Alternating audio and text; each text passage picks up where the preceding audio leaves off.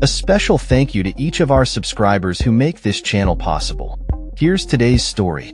In a significant update to the United States foreign policy, President Trump has unveiled a new national security strategy, NSS, that emphasizes a profit-driven approach and a focus on American dominance in the Western Hemisphere.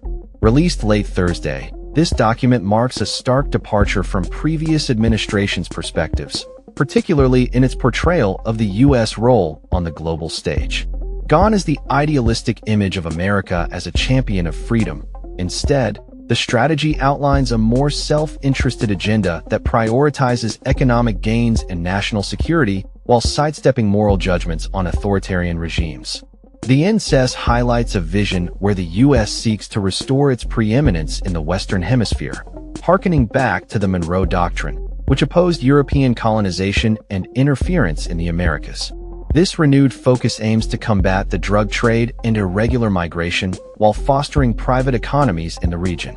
The document states, "We will reward and encourage the region's governments, political parties, and movements broadly aligned with our principles and strategy," indicating a clear intent to support conservative leadership in Latin America.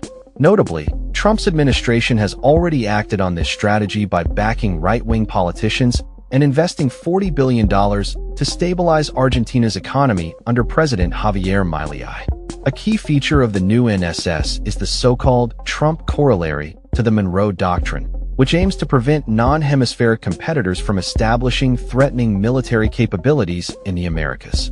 The document asserts, "We will deny non-hemispheric competitors the ability to position forces or other threatening capabilities, or to own or control strategically vital assets in our hemisphere."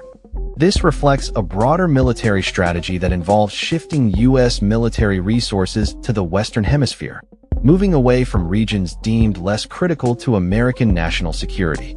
As the U.S. ramps up military operations in the Caribbean and Atlantic against drug trafficking, speculation grows about potential military actions in Venezuela, where the Trump administration appears to be preparing for a possible intervention to unseat leftist President Nicolas Maduro. This aggressive stance marks a significant shift from the previous NSS, which had framed the competition with China as the primary challenge facing the U.S. While the new strategy acknowledges the economic competition with Beijing, it does not position it as the foremost concern, instead opting for a more non-interventionist approach. The NSS underscores the importance of maintaining military superiority in the Asia-Pacific region, particularly concerning Taiwan, a self-governing island claimed by China. The document warns that if China were to seize Taiwan, it would significantly enhance its military capabilities and influence in the South China Sea, a crucial trade route. To counter this threat, the NSS calls for U.S. partners in the region, including India, to increase their military expenditures and take a more active role in collective defense efforts. Moreover, the strategy critiques European policies, particularly regarding migration and free speech, suggesting that Europe is at risk of civilizational erasure due to its current immigration policies. It also expresses frustration with European leaders' expectations regarding the ongoing conflict between Russia and Ukraine, asserting that the U.S. has a vested interest in bringing the war to an end, even if it means making concessions to Russia.